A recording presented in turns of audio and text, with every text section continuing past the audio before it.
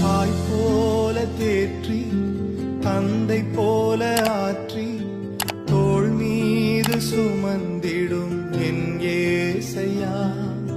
தாய் போல தேற்றி தந்தை போல ஆற்றி தோள் மீது சுமந்திடும்